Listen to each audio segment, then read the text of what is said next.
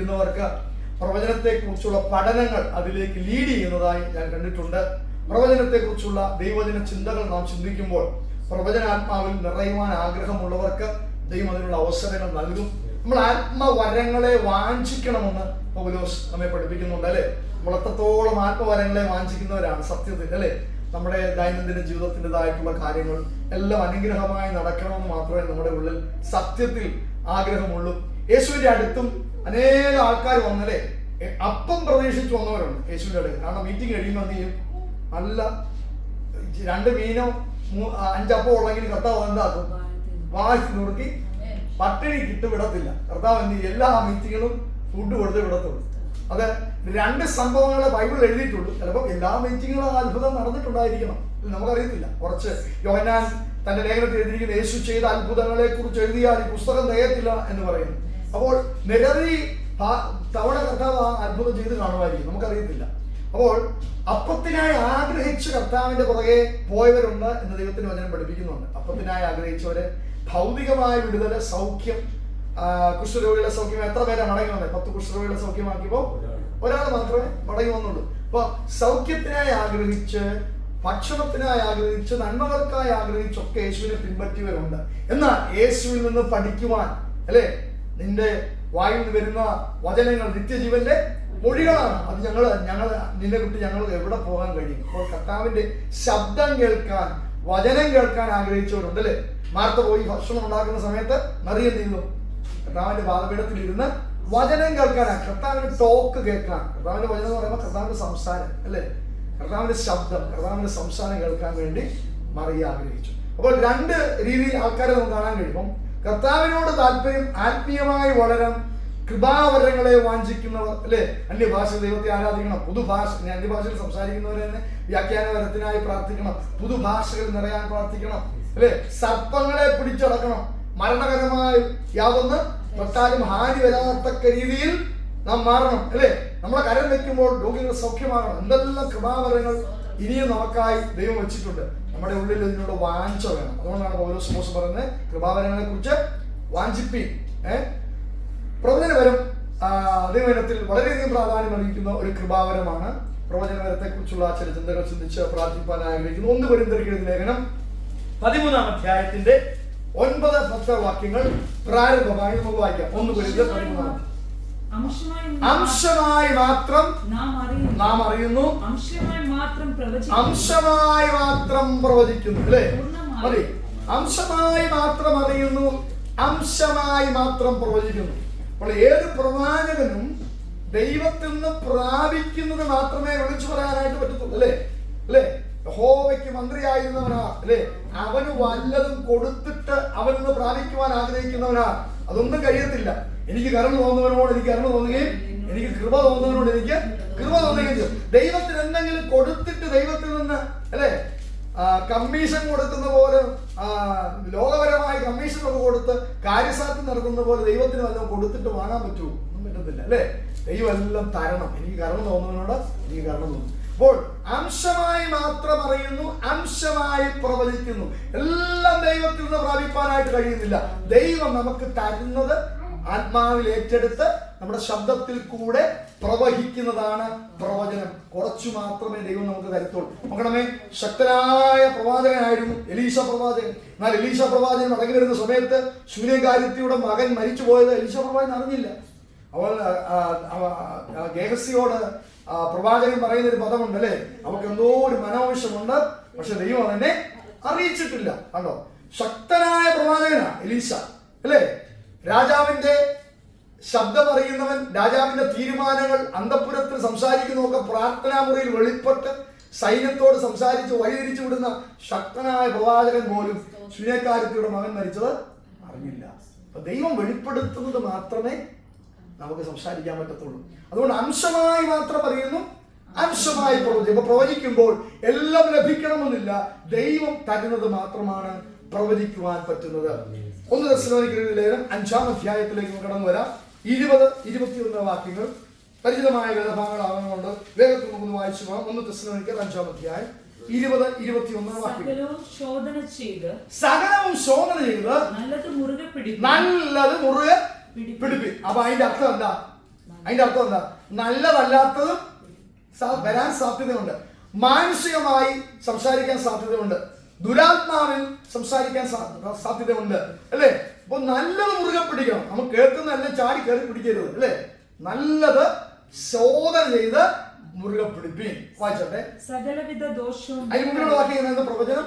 ആത്മാവിനെ കെടുക്കരുത്, ആത്മാവിനെ കെടുക്കരുത്, പ്രവചനം തുച്ഛീകരിക്കരുത് എന്ന് പറഞ്ഞിട്ട്. അപ്പൊ പ്രവചന ശുശ്രൂഷ അല്ലെ, പ്രവചിക്കുമ്പോൾ പലപ്പോഴും നമുക്ക് ചില കാര്യങ്ങൾ അങ്ങോട്ട് അക്സെപ്റ്റ് ചെയ്യാൻ പറ്റല്ലോ. പ്രവാചകനം അല്ലെ എന്നൊരു ചിന്ത. എന്നാൽ ദൈവത്തിന് കാര്യം പറയുന്നത് പ്രവചനം തുച്ഛീകരിക്കരുത്. ദൈവത്തിന്റെ വലിയൊരു കൃപാവരമാണ്.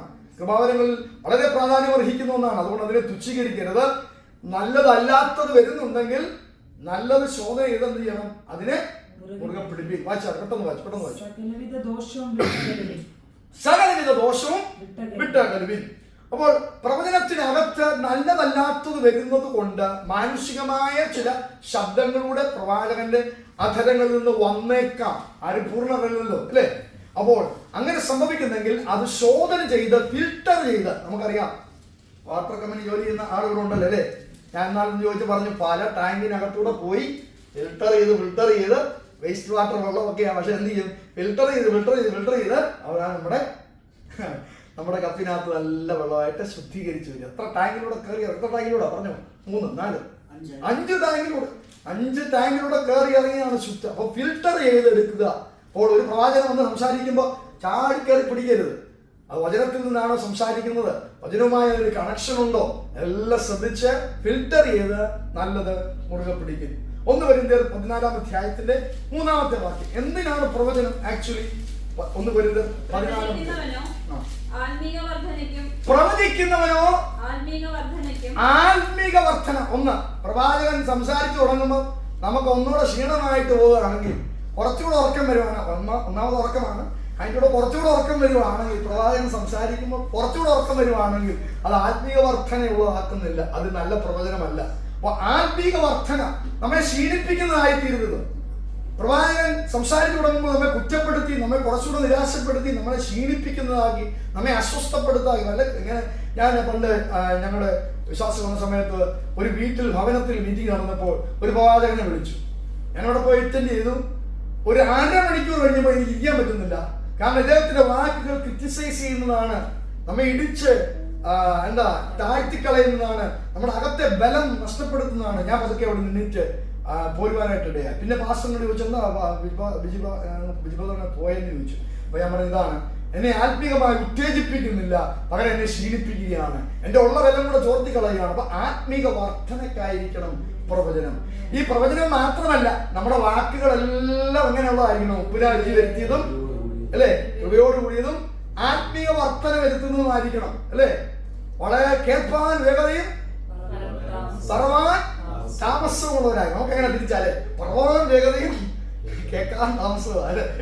പറയാനില്ല. നമുക്ക് ഇങ്ങനെ നിൽക്കുന്നു, നമ്മുടെ വീട്ടിലൊക്കെ വായിക്കുന്നവർക്ക് സംസാരിക്കും. ഞാൻ മാത്രമല്ല, നിങ്ങളൊന്നും വിചാരിക്കുന്നു നമുക്ക് പറയാനില്ല. ഇങ്ങനെ വെമ്പി നിൽക്കുന്നത് കേൾക്കാനാണ്. അവര് പറയുന്നതിന് നമുക്ക് കയറി പറയണം, അല്ലെ? അപ്പൊ പറയാൻ വേഗത കാണിക്കുന്നവരാണ്. അപ്പൊ കേൾപ്പാൻ വേഗതയും പറവാൻ താമസമുള്ളവരായിരിക്കണം. അപ്പോൾ എന്താണ്? അതുപോലെ പ്രവചനം, അല്ലെ? ആത്മീയ വർധന കാര്യം, നമ്മുടെ സംസാരം, നമ്മൾ സംസാരിക്കും, നമ്മൾ ഡിസ്കസ് ചെയ്യുന്ന എല്ലാം ആത്മീയ വർധനയ്ക്കായിരിക്കണം. ആത്മീയ വർധനയ്ക്കും 2 പ്രബോധനത്തിന് മറ്റൊരാളെ ബലപ്പെടുത്തുന്നതായിരിക്കണം. പ്രബോധനത്തിന് ശക്തീകരിക്കുന്നതായിരിക്കണം. ആത്മീകമായി ബലപ്പെടുന്നതായിരിക്കും. പ്രബോധനത്തിനും പെട്ടെന്ന് വായിച്ചു. ആശ്വാസത്തിന്. ഒരാൾ ദുഃഖത്തിലായിരിക്കുന്നെങ്കിൽ, അല്ലെ? ഒരാള് പല പ്രസംഗങ്ങൾ പറഞ്ഞു കേട്ടിട്ടുണ്ട്, അല്ലെ? ക്യാൻസർ ആയിരിക്കുന്ന ആളെടുത്ത് എന്നിട്ട് എന്ത് പറയും? കഴിഞ്ഞ ആഴ്ച ഞങ്ങളുടെ അമ്മാച്ചന്റെ മോക്ക് ഇതേ അസുഖമായിരുന്നു, 2 ആഴ്ച പോലും നിന്നില്ല, അല്ലേ എന്ന് പറയും, അല്ലേ? അങ്ങനെ പറയാനല്ല ആശ്വാസത്തിന്റെ വാക്ക്, അതല്ല പ്രവചനം, അല്ലേ? ശക്തീകരിക്കുന്നതായിരിക്കണം. ദുഃഖത്തിലിരിക്കുന്ന ഒരാളോട് പറയണം, ഇല്ല ബ്രദറെ, സഹായിക്കും, ദൈവം ശക്തീകരിക്കും. അപ്പോൾ പ്രവചനം എന്തിനുള്ളതാണ്? ദൈവത്തിന്റെ വായിൽ നിന്ന് വരുന്ന ശബ്ദം ഒരിക്കലും ക്ഷീണിപ്പിക്കുന്നതല്ല. ദൈവത്തിന്റെ വായിൽ നിന്ന് വരുന്ന ശബ്ദം നിരാശപ്പെടുത്തുന്നതല്ല, ഇടിച്ചു താഴ്ത്തുന്നതല്ല, കുറ്റപ്പെടുത്തുന്നതല്ലേ അല്ല. അതുകൊണ്ട് ദൈവത്തിന്റെ വായിൽ നിന്ന് വരുന്ന ശബ്ദമാണ് പ്രവാചകൻ വിളിച്ചു പറയുന്നതെങ്കിൽ അത് ആശ്വസിപ്പിക്കുന്നതാണ്, അത് ആത്മീക വർധന വരുത്തുന്നതാണ്, ഹല്ലേലൂയ, നമ്മെ ശാക്തീകരിക്കുന്നതാണ്. വായിച്ചോട്ടെ. ആശ്വാസത്തിനായിട്ടും മനുഷ്യരോട് സംസാരിക്കും. ഇനി മനുഷ്യരോട് ആരാ സംസാരിക്കുന്നത്?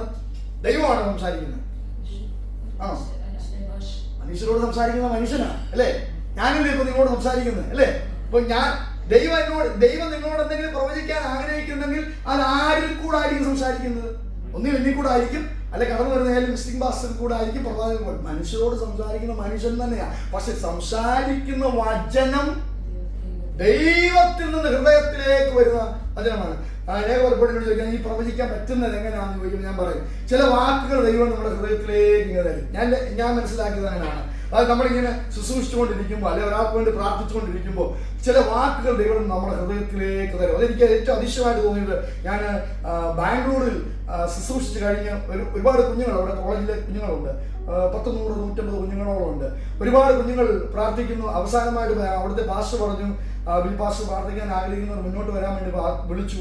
ഞാനിങ്ങനെ ഒരു കുഞ്ഞിന്റെ തലയിലേക്ക് കൈവച്ചപ്പോൾ ഞാനിങ്ങനെ പെട്ടെന്ന് എൻ്റെ വായിലേക്ക് ഒരു പദം വരികയാണ്, നിന്റെ അപ്പനും അമ്മയും ഈ ലോകത്ത് നഷ്ടപ്പെട്ടിരിക്കുന്നു. അപ്പൊ ഞാൻ പെട്ടെന്ന് ഇത് പറഞ്ഞപ്പോൾ, നീ അവിടെ അപ്പനും അമ്മയും ജീവിച്ചിരിപ്പുണ്ടോ എനിക്കറിയത്തില്ല, പക്ഷെ അവിടെ തലയിലേക്ക് കൈവച്ചപ്പം എൻ്റെ വായി വന്ന ആദ്യത്തെ പദം ഇതാണ്, എൻ്റെ ഹൃദയത്തിലേക്ക് ഓടി വന്ന പദം, ആദ്യ വായിലേക്ക് വന്ന പദം ഇതാണ്, നിന്റെ അപ്പനും അമ്മയും നഷ്ടപ്പെട്ടാലും ഞാൻ നിന്നെ സ്നേഹിക്കുകയും സഹായിക്കുകയും ചെയ്യും. അവൾ പൊട്ടിക്കരയാൻ തുടങ്ങി, എല്ലാവരും കേൾക്ക് പൊട്ടിക്കരയാൻ തുടങ്ങി. അപ്പൊ ഞാൻ ഇവിടെ ചോദിച്ചു എന്താ പറ്റിയെന്ന് ചോദിച്ചപ്പോൾ ഞാനും വല്ലതായിട്ട് ഞാൻ ചോദിച്ചു എന്താ പറ്റിയെന്ന് ചോദിച്ചപ്പോൾ പറഞ്ഞു, എൻ്റെ അപ്പനും അമ്മയും ആക്സിഡന്റിൽ കഴിഞ്ഞ മാസം മരിച്ചു പോകാനായിട്ട് ഇടയായെന്ന് പറഞ്ഞു. അപ്പോൾ എന്താണ്, അത്ര ആ ഒരു വാക്ക് പെട്ടെന്ന് നിന്റെ മനസ്സിലേക്ക് വന്നത് എന്താണ്?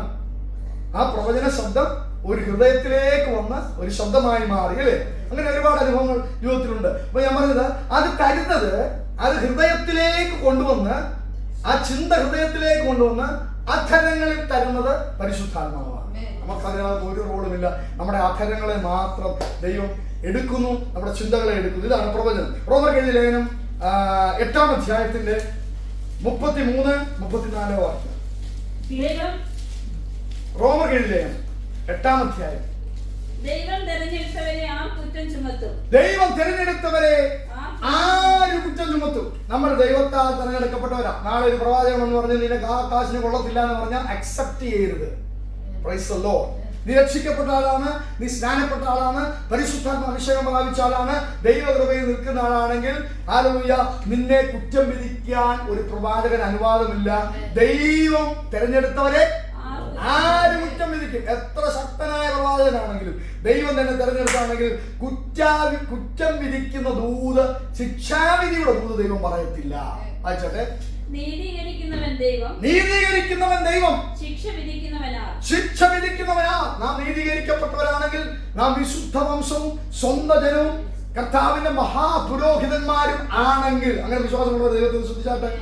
രക്ഷിക്കപ്പെട്ട് സ്നാനപ്പെട്ട് പരിശുദ്ധാത്മാഭിഷേകം പ്രാപിച്ച് ദൈവത്തിന്റെ പുരോഹിതന്മാരായി വിശുദ്ധ വംശമായി സ്വന്തം ജനമായാണ് നാം മുന്നോട്ട് പോകുന്നെങ്കിൽ നമ്മെ നീതീകരിക്കപ്പെട്ടവരാണ്. നമ്മെ കുറ്റം വിധിക്കുവാൻ ആർക്കും അനുവാദമില്ല. അതുകൊണ്ട് പ്രവചന ശബ്ദം കുറ്റം വിധിയായി ശിക്ഷയുടെ ഉള്ളതായി വരുത്തില്ല എന്ന് ദൈവത്തിന്റെ വചനം പഠിപ്പിക്കുന്നു. യെഹെസ്കേൽ പ്രവാചകന്റെ പുസ്തകത്തിലേക്ക് നമുക്ക് കടന്നു വരാം. 13-ാം അധ്യായത്തിന്റെ 2-3 വാക്യങ്ങൾ.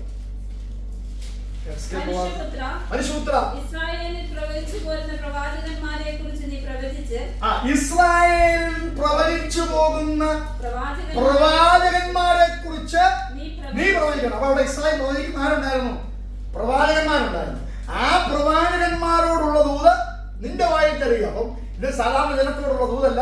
യെഹെസ്കേലിന് ദൈവം കൊടുക്കുന്നത് പ്രവചിക്കുന്ന ശക്തരായ പ്രവാചകന്മാരോടുള്ള ദൂത് യെഹെസ്കേലിന്റെ നാവിൽ ദൈവം കൊടുക്കുക. എന്താണ് ദൂത്? സ്വന്തം ഹൃദയങ്ങളിൽ നിന്ന്. അപ്പൊ പ്രവാചകൻ എങ്ങനെയും പ്രവചിക്കാൻ സാധിക്കും? സ്വന്തം ഹൃദയങ്ങളിൽ നിന്ന് പ്രവചിക്കാൻ വേണം.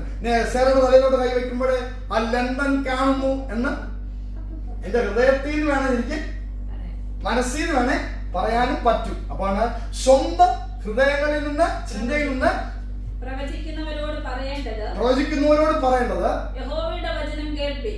കേൾക്കാൻ നല്ല സുഖമായിരിക്കും, സേവയ്ക്ക് നല്ല സുഖമായിരിക്കും, പറയാൻ എനിക്ക് നല്ല സുഖമായിരിക്കും. രണ്ടുപേർക്ക് സുഖമല്ലേ?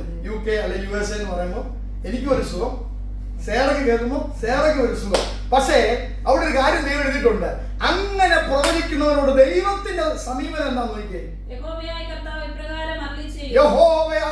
ഇപ്രകാരം അരുളി ചെയ്യുന്നു, സ്വന്തം മനസ്സിനെയും കണ്ടിട്ടില്ലാത്ത കാര്യങ്ങളെയും പിന്തുടരുവാൻ. അങ്ങനെ പ്രവചിക്കുന്നവരെ ദൈവം വിളിക്കുന്ന പേരെന്താ? ബുദ്ധികെട്ട പ്രവാചകന്മാർ. USA തണുത്ത രാജ്യം പ്രവചിച്ച എനിക്ക് ഒരു സന്തോഷം, കേട്ട സേറയ്ക്ക് ഒരു സന്തോഷം. പക്ഷെ ദൈവം വിളിക്കുന്ന എന്താണ്? ബുദ്ധികെട്ട പ്രവാചകനെ. സ്വന്തം മനസ്സിൽ നിന്നും സ്വന്തം ഹൃദയത്തിൽ നിന്നും പ്രവചിക്കുന്ന പ്രവാചകനെ ദൈവം വിളിക്കുന്നത് ബുദ്ധികെട്ട പ്രവാചക, നിനക്ക് അയ്യോ കഷ്ടം. ഇസ്രായേൽ പ്രവചിക്കുന്ന അനേക പ്രവാചകന്മാരുണ്ടെങ്കിലും ആ പ്രവാചകന്മാരുടെ യെഹെസ്കേൽ പ്രവചനാത്മാവിൽ വിളിച്ചു പറയുന്നു, സ്വന്തം ബുദ്ധിയിൽ നിന്നും സ്വന്തം ഹൃദയത്തിൽ നിന്നും സ്വന്തം താല്പര്യത്തിൽ നിന്നും പ്രവചിക്കരുത്. അതിനിപ്പോ ഞാൻ ഇത്രയും പ്രസംഗിച്ച സമയത്ത് ഞാൻ ചോദിച്ചോട്ടെ, പ്രവാചകരാകാൻ എത്ര പേർക്ക് ആഗ്രഹമുണ്ട്? ഒരാളുണ്ടോ അല്ലേ? മോശയുടെ അടുത്ത് ആ ഭാഗം ഞാൻ സംസാരിച്ചുള്ളതാണ്, വേഗത്തിൽ പറയാം അല്ലേ? മോശയോട് ദൈവം അവര് പാളയത്തിൽ പ്രവചിച്ചവരെ കുറിച്ച് കംപ്ലൈന്റ് പറഞ്ഞപ്പോൾ മോശ പറഞ്ഞൊരു പദമുണ്ട്, എന്താ? ജനമൊക്കെയും പ്രവാചകന്മാരാകുകയും ദൈവത്താൽ ഉപയോഗിക്കപ്പെടുകയും ചെയ്യുന്ന അനുഗ്രഹമാണെന്ന് മോശ പറയുന്നുണ്ട്. അപ്പോൾ ജനമൊക്കെ പ്രവാചകനാകണമെന്ന് ദൈവം ആഗ്രഹിക്കുന്നു. അപ്പോൾ അങ്ങനെ ആഗ്രഹിക്കുന്നവരെന്താണ്? ശ്രദ്ധിക്കേണ്ട കാര്യങ്ങളാണ് ഞാൻ പറയുന്നത്. നമ്മുടെ ഹൃദയത്തിൽ നിന്ന് പ്രവചിക്കാതിരിക്കുവാൻ, നമ്മുടെ തീരുമാനങ്ങളിൽ നിന്നോ സ്വന്തം ബുദ്ധിയിൽ നിന്നോ പ്രവചിക്കാതിരിക്കാൻ മാക്സിമം ശ്രമിക്കണം. ചിലപ്പോൾ അത് സംഭവിച്ചു പോകാം അല്ലെ, മനുഷ്യനാണ്. പക്ഷെങ്കിൽ മാക്സിമം ദൈവശബ്ദമാണെന്ന് ഉറപ്പിച്ചിട്ടുള്ളൊരു പദമേ കഴിവതും നാം പറയാൻ ശ്രമിക്കാവൂ, അല്ലാത്തൊരു പദം പറയാൻ ശ്രമിക്കരുത്. അത് നമുക്കൊരു ഉറപ്പ് കിട്ടും, നമ്മുടെ ചിന്താമണ്ഡലത്തിലേക്ക് ഹൃദയത്തിലേക്ക് ആ പദങ്ങൾ ഓടി വരും. അങ്ങനെ നമുക്കൊരു ഉറപ്പുണ്ടെങ്കിലേ അത് പറയാവൂ എന്ന് നാം ശ്രദ്ധിക്കണം. നമുക്കറിയാം അനേക കള്ളപ്രവാചകന്മാരുണ്ട്. നമ്പർ നോക്കി അല്ലേ, നമുക്കറിയാമല്ലോ അല്ലേ, ഈ ഫീൽഡ് അറിയാമല്ലോ. നമ്പർ നോക്കി, വണ്ടിയുടെ നമ്പർ നോക്കി ഡീറ്റെയിൽസ് എടുത്ത് സംസാരിക്കുന്നവരുണ്ട്. ഒരുപാട് കള്ളപ്രവാചകന്മാരെ നമുക്ക് കാണാം. അവരുടെ അവർ ഫേമസ് ആകാൻ വേണ്ടി, അവർ വൈറൽ ആകാൻ വേണ്ടിയിട്ടൊക്കെ പ്രവചിക്കും. പക്ഷെ അവരോടുള്ള ദൈവത്തിന് തോന്നുന്നുണ്ട്, നിങ്ങൾക്ക് അയ്യോ കഷ്ടം. ഓക്കെ, വായിക്കാം. 2 ദിനവൃത്താന്തം 18-ാം അധ്യായത്തിന്റെ 21-ാമത്തെ വാക്യം. 2 ദിനവൃത്താന്തം 18-ാം അധ്യായത്തിന്റെ 21-ാമത്തെ.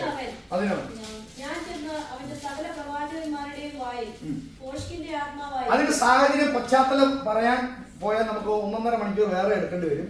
അതുകൊണ്ട് ആ ഭാഗം നിങ്ങൾക്ക് എപ്പോഴെങ്കിലും സമയം കിട്ടുമ്പോൾ, ബൈബിൾ വായിക്കാൻ സമയം കിട്ടുമ്പോൾ നിങ്ങൾ വായിക്കുക. പക്ഷെ അവിടെ ഒരു പദം എഴുതിയിട്ടുണ്ട്, ഫോഷ്കിന്റെ ആത്മാവ് അല്ലേ? വായിച്ചത്.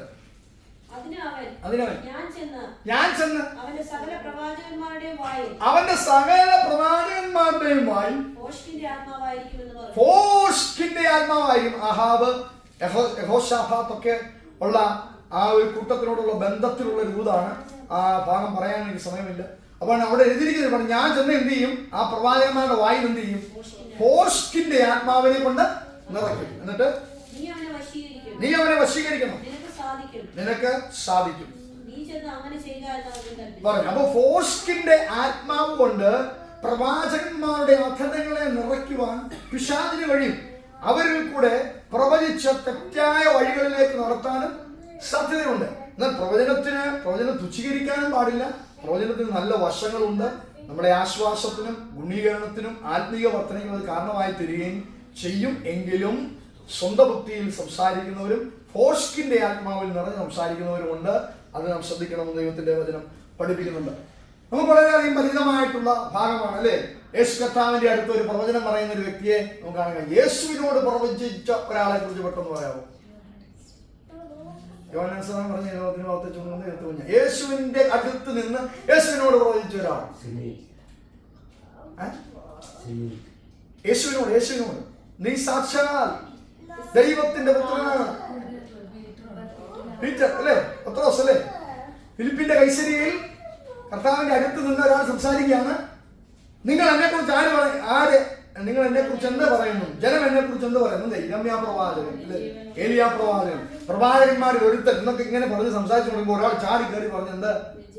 നീ ജീവനുള്ള ദൈവത്തിന്റെ പുത്രനാ അല്ലേ? എവിടുന്ന് കിട്ടി ഈ പ്രവചനം പത്രോസിന്?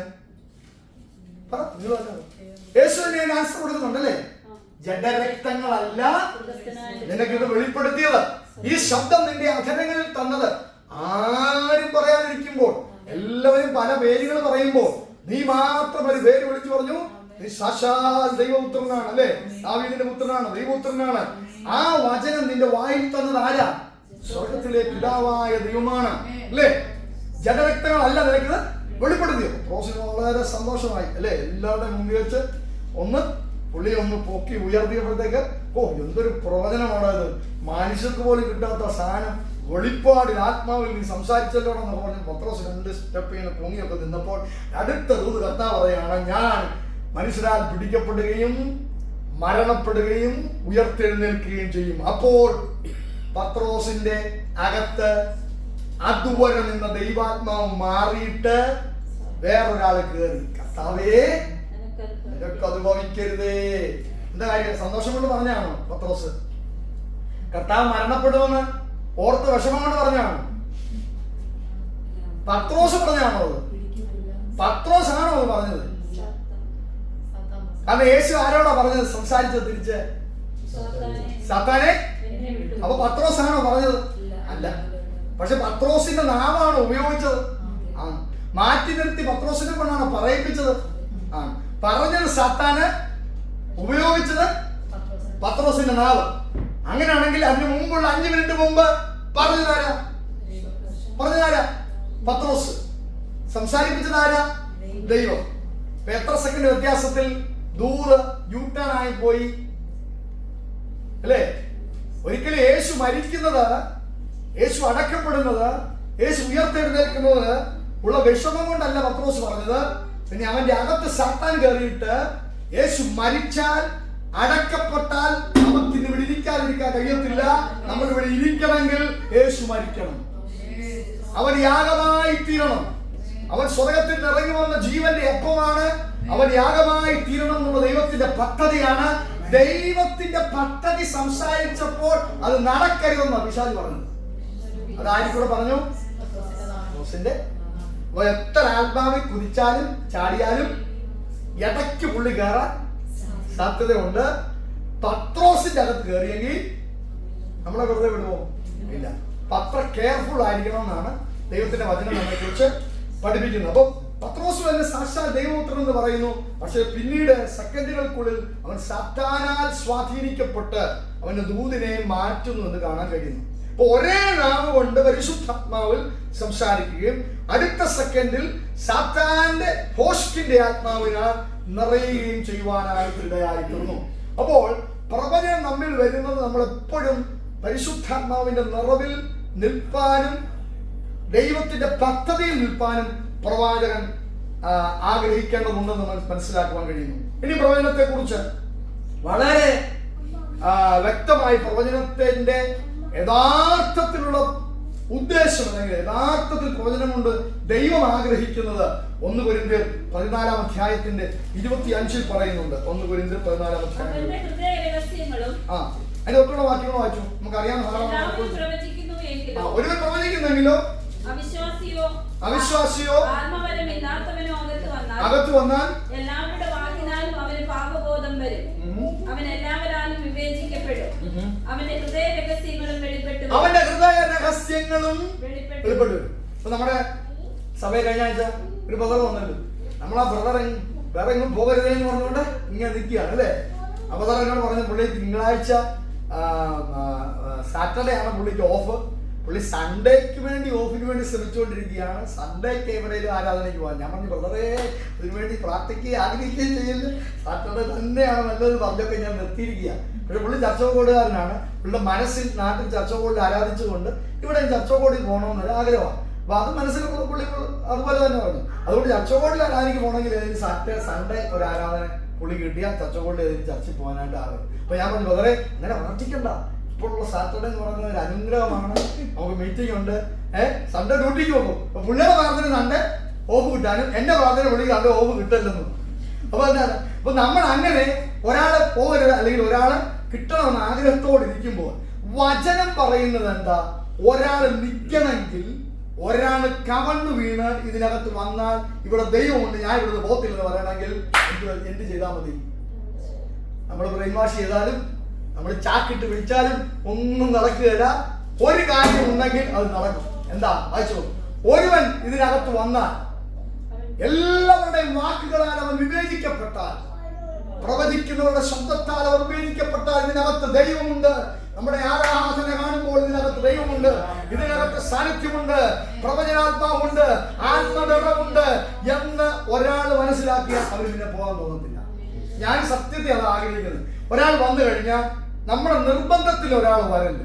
നമ്മൾ വിളിച്ച് കഷ്ടപ്പെട്ട ഒരാളെ കൊണ്ടുവരുത്. നമ്മളെ വിളിക്കാറുണ്ട്, എന്നാലും ഞാൻ പറയാം, വിളിച്ച് കഷ്ടപ്പെട്ട ഒരാളെ കൊണ്ടുവരുത്. അവൻ നിർബന്ധത്തോടെ ഒന്ന് അസ്വസ്ഥപ്പെട്ട് വന്നിരിക്കും, അല്ലേ? ക്ലാസ് കടന്ന് വിളിക്കുന്നോണ്ടൊന്ന് വന്നേക്കാം. അങ്ങനെ വരരുത്. അവൻ ആരാധനയിൽ ഒരു സന്തോഷം തോന്നണം, ആത്മനിറവിൽ അവൻ ആരാധിക്കാൻ പറ്റണം. നമ്മളിൽ വെളിപ്പെടുന്ന പ്രവചന ശബ്ദം കൊണ്ട് അവൻ നിറയപ്പെടണം. അവന്റെ ഹൃദയ രഹസ്യങ്ങൾ വെളിപ്പെട്ട് വന്ന് അവൻ ദൈവത്തോട് ദൈവ സാന്നിധ്യം അനുഭവിക്കുവാൻ ഇടയായിത്തീരണം. അപ്പോഴാണ് അവന് നിൽക്കാൻ തോന്നുന്നത്, അല്ലേ?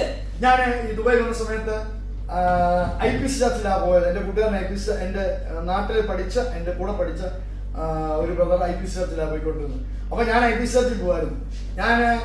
അവന് അവിടെ വർഷങ്ങളായിട്ട് പോകുന്നതുകൊണ്ട് അവൻ എന്നെ നിർബന്ധിച്ച് അവൻ എന്നെ കൊണ്ടുപോകും. ഞാൻ അവിടെ പോയിട്ട് ഇങ്ങനെ ഇരിക്കും.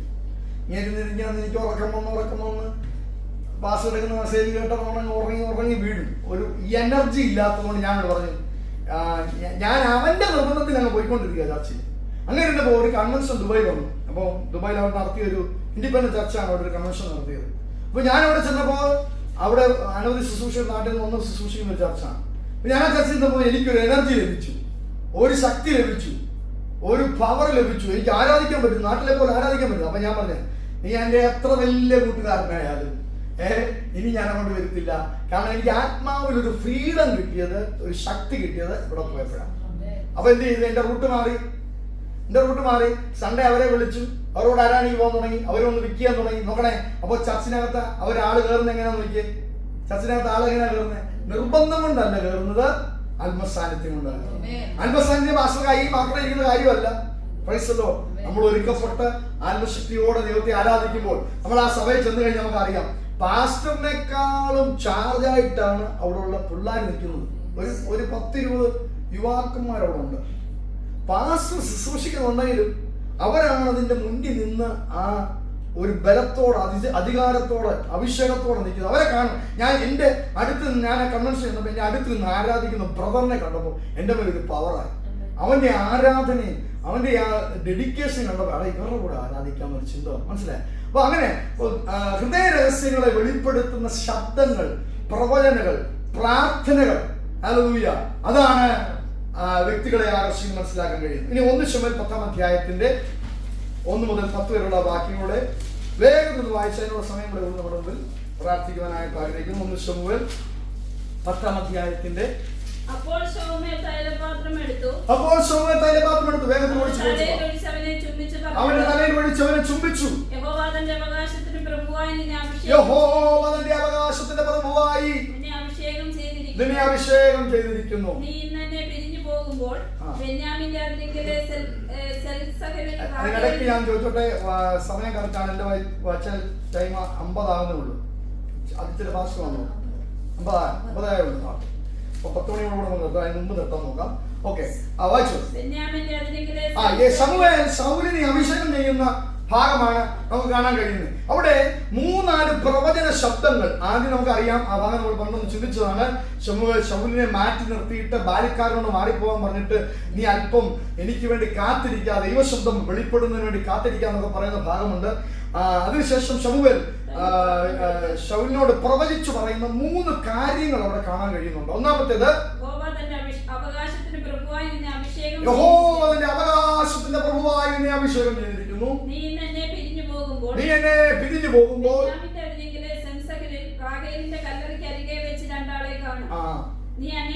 ആദ്യം പറഞ്ഞത് എന്താ? നിന്റെ കഴുതകളെ കണ്ടുകിട്ടിയിരിക്കുന്നു. ഒന്നാമത്തെ ദൂത്, അവൻ അന്വേഷിച്ച് നടന്ന കഴുതയെ കണ്ടുകിട്ടിയിരിക്കുന്നു. 2, നിന്റെ അപ്പൻ കഴുതകളെ കുറിച്ചുള്ള ചിന്ത വിട്ട് എന്റെ മകന് വേണ്ടി ഞാൻ എന്ത് ചെയ്യേണ്ടു എന്ന് പറഞ്ഞ് നിങ്ങളെ കുറിച്ച് വിഷാദിച്ചിരിക്കുന്നു എന്ന് അവർ നിന്നോട് പറയും. അവിടെ നിന്ന് നീ മുന്നോട്ട് ചെന്ന് താബോരിലെ കരുവേലകത്തിനരികെ എത്തുമ്പോൾ ഒരുത്തൻ 3 ആട്ടിൻകുട്ടിയെയും വേറൊരുത്തൻ 3 അപ്പവും വേറൊരുത്തൻ 1 തുരുത്തി വീഞ്ഞും. രണ്ടാമത്തെ 3 ആട്ടിൻകുട്ടി, 3 അപ്പവും 3 അപ്പം. 3 അപ്പമാണോ ഒരപ്പം? 3 അപ്പവും 1 തുരുത്തി വീഞ്ഞും ചുമന്ന് ഇങ്ങനെ 3 പുരുഷന്മാർ ബഥേലിൽ. അവ ആദ്യം കഴുതകളെ കണ്ടുകിട്ടുന്നു. ഒന്നാമത്തെ പ്രവചനം അത് നടക്കുന്നു. രണ്ടാമത്തെ പ്രവചനം, ചില പുരുഷന്മാർ നിന്നെ മീറ്റ് ചെയ്യും, അല്ലേ?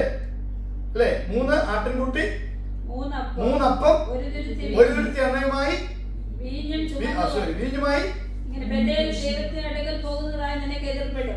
അടുത്ത പ്രവചനം, അവർ നിന്നോട് കുശലം ചോദിക്കും, നിനക്ക് 2 അപ്പവും തരും, നീ അത് അവരുടെ കയ്യിൽ നിന്ന് വാങ്ങിക്കൊള്ളണം. അതിന്റെ ശേഷം നീ ഫെലിസ്ത്യരുടെ പട്ടാളമുള്ള ദൈവഗിരിക്ക് എത്തും. അവിടെ പട്ടണത്തിൽ കടക്കുമ്പോൾ മുമ്പിൽ വീണ, തപ്പ്, കുഴൽ, കിന്നരം എന്നിവയോടുകൂടെ പൂജാഗിരിയിൽ നിന്ന് ഇറങ്ങി വരുന്ന ഒരു പ്രവാചകഗണത്തെ നീ കാണും. 3 ദൂതുകൾ, ഒന്ന് കഴുതയെ നിനക്ക് കിട്ടും, അതുപോലെ സംഭവിച്ചു അല്ലേ. ചിലരെ നീ എതിരേൽക്കും, ആട്ടിൻകുട്ടിയുമായും അപ്പവുമായി വീഞ്ഞുമായി വരുന്നവരെ നീ എതിരേൽക്കും, അതും സംഭവിക്കുന്നു. 3-ാമത്തെ ദൂത്, പ്രവാചക ഗണത്തെ നീ കാണും, നീയും അവരോടുകൂടെ പ്രവചിക്കും, നീ ആൾ മാറിയവനെ പോലെ ആയിത്തീരും. നോക്കണമേ, എന്ത് ക്ലിയർ കട്ടായിട്ടാണ് ശമൂവേൽ പറഞ്ഞ ദൂതുകൾ പടിപടികളായി ശൗലിന്റെ ജീവിതത്തിൽ നിവർത്തിക്കുന്നത് കാണാൻ കഴിയുന്നുണ്ട്. അപ്പോൾ പ്രവചനം നിവർത്തീകരിക്കപ്പെടുന്നതാണ്, പ്രവചനം ആക്യുറേറ്റ് ആണ്, അത് സംഭവിക്കുക തന്നെ ചെയ്യും. പ്രവചനാത്മാവിൽ പരിശുദ്ധാത്മ നിറവിൽ സംസാരിക്കുന്ന ദൂതുകൾ സംഭവിച്ചിരിക്കും. ഇനി ഞാൻ പ്രസംഗിച്ചുകൊണ്ടിരുന്ന നിങ്ങൾ വീണ്ടും ഉറങ്ങി വീഴുമെന്ന് എനിക്ക് തോന്നുന്നു. അതുകൊണ്ട് അപ്പോസ്തലരുടെ പുസ്തകം 9-ാം അധ്യായത്തിന്റെ 3-11 സോറി അപ്പോസ്തലർ 13-2 മാത്രം വായിച്ചാൽ അതിനുള്ള സമയം. അവര് കർത്താവിനെ ആരാധിച്ചു ഉപവസിച്ചുകൊണ്ടിരിക്കുമ്പോൾ ഞാൻ ബർന്നബാസിനെയും ശൗലിനെയും വിളിച്ചിരിക്കുന്ന വേലയ്ക്കായിട്ട് ഇവിടെയാണ് പ്രവചിച്ചത്. അവിടെ പ്രവചിക്കാൻ അപ്പോസ്തലന്മാരുണ്ട് അല്ലെ. ശൗൽ അതിനകത്തുണ്ടായിരുന്നു, ബർന്നബാസ് അവിടെ ഉണ്ടായിരുന്നു അല്ലെ. പക്ഷെ ആരെ പ്രവചിച്ചെന്ന് എഴുതിയിട്ടുണ്ടോ? അപ്പോസ്തലന്മാർ ആരെങ്കിലും പ്രവചിച്ച? പത്രോസ്, യാക്കോബ്, യോഹന്നാൻ, അവരുടെ ആരെങ്കിലും പേരുകൾ പറഞ്ഞിട്ടുണ്ടോ? ഇല്ല. അവിടെ സംബന്ധിച്ച ബർന്നബാസിനെ കുറിച്ചോ പൗലോസിനെ കുറിച്ചോ അവരെ വേർതിരിക്കാനാണ് പറഞ്ഞത്. അവർ പ്രവചിച്ചായിട്ട് പറയുന്നുണ്ടോ? ഇല്ല. പക്ഷെ ആരോ അതിനകത്ത് പ്രവചിച്ചു, ആരെയോ ദൈവം കരങ്ങളിൽ എടുത്തു. അവർ എന്ത് സംസാരിച്ചു? ഞാൻ പറഞ്ഞിട്ടുള്ള അല്ലെ, പൗലോസ് വിശ്വാസത്തിലേക്ക് വരുന്ന സമയത്ത് അവന് ജനത്തെ പീഡിപ്പിക്കുന്നവനായതുകൊണ്ട് അപ്പോസ്തലന്മാർക്ക് അവനെ അക്സെപ്റ്റ് ചെയ്യാനായിട്ട് ചില പ്രയാസം ഉണ്ടായിരുന്നു. ഇവൻ എന്തിനാണ് വരുന്നത്? ഇവൻ ഞങ്ങളെ കൂടെ പീഡിപ്പിക്കാനാണോ? അധികാരപത്രമുള്ളവനായിരുന്നു, ഡമസ്കോസിലേക്ക് പോയവനായിരുന്നു. ഇതൊക്കെ അവർക്ക് അറിയാം, കഥകളൊക്കെ അറിയാം. ഇവനെ കാണുമ്പോൾ ഇച്ചിരി അടുത്തൊക്കെ ഇരുന്ന് ആരാധിക്കുന്നെങ്കിലും പൈസലോട് നീങ്ങളൊക്കെ കൈ കൊടുത്ത് പറയും, മുഖത്ത് പോലും നോക്കത്തില്ല. കാരണം ഈ പുള്ളി എപ്പോഴും അറ്റാക്ക് ചെയ്യുമെന്ന് അറിയത്തില്ല, ഈ പുള്ളിയുടെ വരവിന് ഉദ്ദേശം അറിയത്തില്ലാത്തതുകൊണ്ട് അപ്പോസ്തലന്മാർ ഉൾപ്പെടെ പൗലോസിനെ അക്സെപ്റ്റ് ചെയ്യാൻ ചില പാടായിരുന്നതുകൊണ്ടും ബർന്നബാസാണ് നിർബന്ധിച്ച് അപ്പോസ്തലന്മാരുമായി സഹകരിപ്പിക്കാനായി നോക്കുന്നത്. പക്ഷെ ബർന്നബാസിന്റെ നിർബന്ധമല്ല, അപ്പോസ്തലന്മാരുടെ സ്നേഹമല്ല, പരിശുദ്ധാത്മാവ് പറഞ്ഞു ഇവരെ എനിക്ക് വേണ്ടി വേർതിരിപ്പീൻ. Price the Lord. ഒരു നിമിഷം കണ്ണുകൾ അടച്ചാട്ടെ, നമ്മൾ ഒരുമിച്ച് കർത്താവിനെ ഒരു നിമിഷം ഒന്ന് ആരാധിച്ച് പ്രാർത്ഥിക്കാനായിട്ട് നമ്മൾ പോവുകയാണ്. ഹല്ലേലൂയ, സ്തോത്രം സ്തോത്രം സ്തോത്രം സ്തോത്രം. ഹല്ലേലൂയ. കേട്ട വചനത്തിന് മുമ്പിൽ നമ്മെ ഒന്ന് സമർപ്പിച്ചാട്ടെ. ഹല്ലേലൂയ. വെറുതെ ദൈവനെ പഠിച്ച് മനസ്സിലാക്കി പോകാതെ എന്റെ ജീവിതത്തിൽ അത് പ്രാവർത്തികമാക്കണമെന്ന് ആഗ്രഹമുള്ളവർ ദൈവങ്ങളിലേക്ക് ഒന്ന് ഏൽപ്പിച്ചാട്ടെ. Praise the lord. ഹല്ലേലൂയ. ദമസ്കോസിന്റെ പടിവാതിൽക്കൽ വെച്ച് ഹല്ലേലൂയ കർത്താവിനെ തൊട്ടു. ഹല്ലേലൂയ. ഹല്ലേലൂയ. നേർവഴിയുടെ തെരുവിൽ യൂദയുടെ ഭവനത്തിൽ അവൻ ദൈവത്തോടെ ആരാധിച്ചു പ്രാർത്ഥിച്ചു കൊണ്ടിരുന്നു. അനന്യാസിനെ ദൈവം അയക്കുന്നു. അവനെ കരങ്ങൾ വെച്ച് അനുഗ്രഹിച്ച് അവന്റെ കണ്ണിൽ നിന്ന് ചെതുമ്പൽ പോലെ ചില അഴിച്ചു കളഞ്ഞ് അവനെ ശുശ്രൂഷയ്ക്കായി വേർതിരിക്കുന്ന ഒക്കെ കാണാൻ കഴിയുന്നുണ്ട്. എന്നാൽ പൗലോസിന്റെ അകത്തൊരു ചിന്ത, എന്നെ ഇൻട്രോഡ്യൂസ് ചെയ്യുന്ന ആരാണ്? അപ്പോസ്തലന്മാരുടെ മുമ്പിൽ എന്നെ പരിചയപ്പെടുത്തുന്നത് ആരാണ്? ജനത്തിന് എന്നെ കുറിച്ചുള്ള ഭയം എങ്ങനെ മാറിപ്പോകും? അപ്പോസ്തലനായ ആ പൗലോസിന്റെ അകത്ത് അല്ലെങ്കിൽ ശൗലിന്റെ അകത്ത് ആ ചിന്തകളൊക്കെ ഉണ്ടായിരുന്നു ഞാൻ ചിന്തിക്കുന്നു. ഹല്ലേലൂയ. എന്നാൽ മൗനമായ എല്ലാവരുടെയും നടുവിലിരുന്നപ്പോൾ ഹല്ലേലൂയ ഹല്ലേലൂയ പരിശുദ്ധാത്മാവ് വിളിച്ചു പറയുകയാണ്, ഹല്ലേലൂയ ബർന്നബാസിനെയും പൗലോസിനെയും എന്റെ ശുശ്രൂഷയ്ക്കായി വേർതിരിപ്പീൻ. ഹല്ലേലൂയ. ഇന്ന് രാത്രി ഹല്ലേലൂയ ചുറ്റുപാടുകളല്ല നമ്മെ ഇൻട്രൊഡ്യൂസ് ചെയ്യുന്നത്. ഹല്ലേലൂയ. നമ്മുടെ പേര് ഉയർത്തുന്നത്, നമ്മെ അഭിഷേകം ചെയ്യുന്നത്, പരിശുദ്ധാത്മാവിൽ നിറയ്ക്കുന്നത് വ്യക്തികളല്ല, സാധനങ്ങളല്ല, ആത്മാവിലല്ലേ.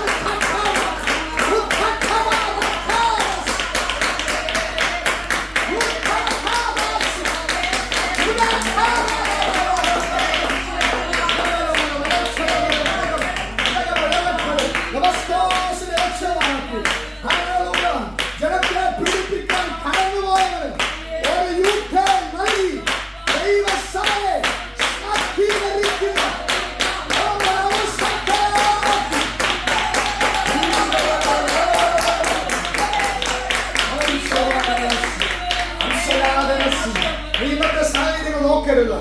നീ ഇന്നത്തെ സാഹചര്യങ്ങൾ നോക്കരുത്. ഇന്നത്തെ നിന്റെ അവസ്ഥ നോക്കരുത്. ഇന്നത്തെ നിന്റെ പ്രതികൂലം നോക്കരുത്. ഡമസ്കസിലേക്കുള്ള ഓട്ടത്തിനിടയിലായിരിക്കാം നീ. നിന്റെ സാഹചര്യം മോശമായിരിക്കാം. നിന്നെ പര്യായപ്പെടുത്തുന്ന, നിന്നെ തിരിച്ചു വിളിക്കുന്ന, നിന്നെ അഭിഷേകം ചെയ്യുന്ന അപ്പോസ്തലന്മാരെക്കാൾ ശക്തമായ നിന്നെ പര്യായപ്പെടുത്തുവാൻ കഴിവുള്ള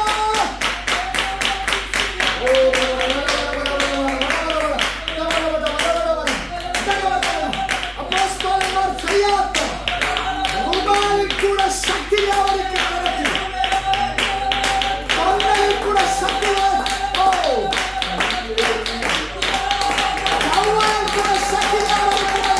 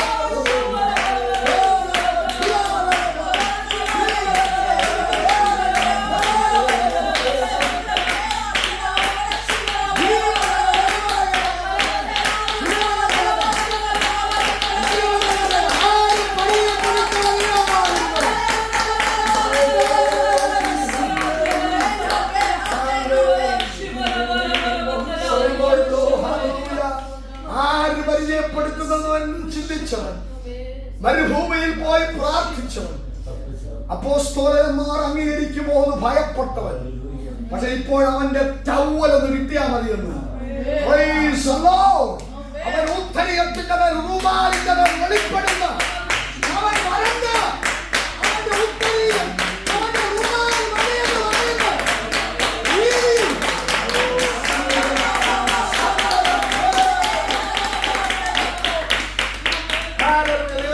സമർപ്പിച്ചാട്ടെ. സമയം പോയല്ലോ. വിവരങ്ങളിലേക്ക് സമർപ്പിച്ച് നമുക്ക് ഏൽപ്പിക്കാം. കേട്ട വചനത്തിന് മുമ്പ് നമ്മെ സമർപ്പിക്കാം. പ്രവചനം തുച്ഛീകരിക്കാതെ നല്ലത് മുറുകെ പിടിപ്പാൻ, ശ്രേഷ്ഠ വരങ്ങളെ വാഞ്ചിപ്പാൻ, പ്രവചന വരത്തെ വാഞ്ചിപ്പാൻ